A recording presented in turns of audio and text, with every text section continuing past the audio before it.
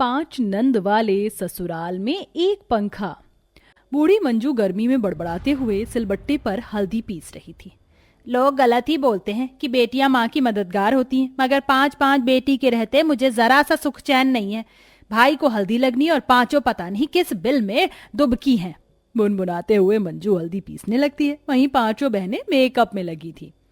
देखो तो सारा मेकअप तो ये पिंकी की बच्ची लगाई जा रही है, थोड़ा हमारे लिए भी छोड़ दे। तेरी नजर लग रही है रितु, तभी बार बार पसीने से मेरा मेकअप छूट रहा है। अरे अकल की दुश्मन, गर्मी और पसीने तो आएंगे ही जब छत से लटका ये पंखा मरा मरा सा चल रहा है। कितने साल हो गए इस पंखे को लटके देखते देखते, अब तो इसकी तीनों पंखुड़ी हडल हो गई हैं। चल चल के माँ को नया पंखा लगवा लेना चाहिए। भाभी भी आ जाएंगी, कल तक तो वो कहाँ सोएंगी। वर्षा, तमन्ना, पिंकी, रितु, दीपा, कहाँ हो पांचों की पांचों? काम चोरनियों आ जाओ, भैया को हल्दी नहीं लगाओगी। पांचों बाहर आती हैं, जहाँ 2 आदमी घर के बाहर टेंट टांग रहे थे। देखो देखो टेंट वाले आए हैं, अभी पंखा भी लगेगा। मैं तो मजे से एक कुर्सी छेक कर बैठ जाऊंगी। हाँ, कोई पंखा वंखा नहीं लगने वाला। छोटा मोटा सा टेंट बंधवाया है, वो भी बारात वालों को खाना खिलाने के लिए। हाय रब्बा, कंजूसी करना तो कोई आपसे सीखे माँ, और हमारे तो घर में कोई सुख सुविधा की चीज ही नहीं है। मंजू एक गरीब तबके की थी, जिसने भरी जवानी में पति के मरने के बाद 6 बच्चे अकेले ही पाले थे। उस बेचारी की सारी जिंदगी उनका पेट भरवाने में गुजर गई। अब इकलौता कमाने वाला पवन था, जबकि 5 बहनों को अमीरों वाले ठाठ थे। बस उनको ऐशो आराम भरी जिंदगी चाहिए थी। धूम धड़ाके से अगले दिन पवन और शालू की शादी हो जाती है और वो अपने पिता का दिया पंखा दहेज में लेके ससुराल आती है। आजा बहू, सास होने के नाते मैं तेरा स्वागत करती हूँ। धन्यवाद सासू माँ जी। वैसे तो शादी में बहुत खर्चा लग गया, इसलिए पिताजी ज्यादा कुछ नहीं दे पाए। उन्होंने ये पंखा भिजवाया है। पंखा देखते पांचों लालची ननद की आंखें चौंधियाने लगती हैं और वो आपस में खुसुर फुसुर करती हैं। देखो देखो कितनी मस्त क्वालिटी का एकदम चमाचम पंखा है। हम पांचों को किसी तरह उसे अपने कमरे में सेट करवाना होगा। हाँ चलो, पांचों मिलके भाभी को पटाते हैं। लेकिन लहंगे में खड़ी भाभी अपनी 5 ननद की बातें सुनकर भौएं तरेर लेती है। अच्छा जी, मेरी बिल्ली मुझी से म्याऊं, दहेज में पंखा मैं लाई हूँ और मेरी ये 5 निठल्ली ननद मौज काटे। अभी इनकी चाल छुड़ाती हूँ। पवन जी, माँ जी, बहुत बेचैनी हो रही है। अच्छा बहू, लगता है तुझे गर्मी लग गई है। मैं तेरे लिए भी ठंडा ठंडा नींबू पानी बना के लाती हूँ। नहीं नहीं माँ जी, बस थोड़ी पंखे की हवा खा लूंगी तो ठीक हो जाऊंगी। पवन जल्दी से पंखा सेट कर दे। जी माँ। पंखा भाभी के कमरे में लग जाने से 5 ननद के सीने पर सांप लौट जाता है। बहनों, हमारी भाभी तो बड़ी तेज छुरी है। देखा तुमने, राजनीति खेल गई डायन। कोई नहीं, हम 5 भी बदला लेंगे कि हम 5 उसकी ननद हैं। तुम 5 खड़ी क्या हो, चलो अपने भैया भाभी को आराम करने दो।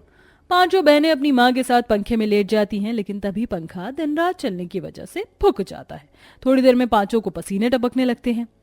हे भगवान, मर मर के सही ये पंखा थोड़ी देर हवा तो देता था, लेकिन इसका भी अंतिम संस्कार हो गया। मुझको तो गर्मी ने सोया नहीं जा रहा। मैं तो चली भाभी भैया के कमरे में पंखे में सोने। हाँ हाँ, हम भी चलते हैं।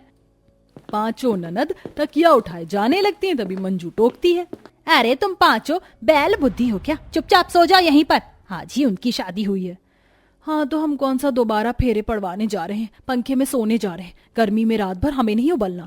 ऋतु की नासमझी भरी बात से मंजू माथा पीट लेती है। वहीं 5 ननद को सुहाग रात में कमरे में देखकर शालू जल जाती है। क्या बात है, मेरी 5 बहनें यहाँ पे? हाँ भैया, पंखा खराब हो गया है, गर्मी में नींद नहीं आ रही तो हम चली आई। अगर भाभी को कोई दिक्कत है तो हम चले जाते हैं। अरे नहीं, तुम्हारी भाभी को कोई दिक्कत नहीं है ना शालू? जी जी हाँ। आ गई 5 कबाब में हड्डी बनने, बेशरम। अरे तो दीपा, वर्षा, तमन्ना, देखो भाभी का मुंह कैसे जली भुनी मिर्च जैसे हो गया। हाँ, एकदम गुस्से में लाल पीली हुई पड़ी हैं। 5 पंखे की हवा में फैलकर सो जाती हैं और भाभी को चिढ़ाती हैं। अरे वाह, भाभी वाला पंखा तो एकदम तूफान जैसा चल रहा है ना। हाँ, और ये तो कूलर एसी की हवा को भी फेल कर रहा है। मस्त मजा आ रहा है ठंडी हवा में सोकर। 5 ननद पंखे का आनंद लेते हुए सो जाती हैं। वहीं पति पत्नी पंखे से एकदम दूरी पर सोते हैं, जिस मारे बेचारी भाभी रात भर पसीने में भीगी रहती है और वो बार बार गर्मी से चिढ़कर उठ के बैठ जाती है। क्या मुसीबत है, पंखा मेरा और राज इन नल्ली नंदों का है। खैर अब तो सो भी नहीं सकती, सूरज की किरण फूट गई। बेचारी भाभी गर्मी में रात भर जाग के बिहान कर देती है और फिर काम काज करती है, जबकि पंखे की हवा ने 5-10 बजे तक पड़ी रहती है। माँ जी खाने में क्या क्या बनेगा बता दीजिए। बहू ऐसा कर, थोड़े आलू दम बना ले और थोड़े छोले पूरी कचौड़ी, एक आधा मिठाई बना लेना, बस और क्या। हाँ चलो अच्छा है, जल्दी से पकवान वगैरह बना के दिन में सोऊंगी पंखे में। बेचारी भाभी गर्मी में बिना पंखे में पहली रसोई का खाना बनाते पसीने में नहा धो जाती है। शुक्र है सब हो गया, अब जाके जी भर के सोऊंगी। मगर जैसे ही वो कमरे में आती है तो पांचों ननद झुंड लगाए पंखे में बैठी थी, जिससे चिढ़कर भाभी बोली, तुम पांचों तब से यही हो? हाँ तो हमारा क्या काम भाभी, इसीलिए बैठी हैं। अरे कम से कम संडास तो हो आओ, दांत तो मांज लो। तुम पांचों जाओ। ओफो भाभी, बड़े बड़े हाथी भी तो दांत नहीं मांजते हैं। हे भगवान, ये पांचों तो गधे से भी ज्यादा आलसी हैं। पंखे के आगे से हिलने डुलने का नाम ही नहीं ले रही। इनको कैसे भी करके खदेड़ना होगा।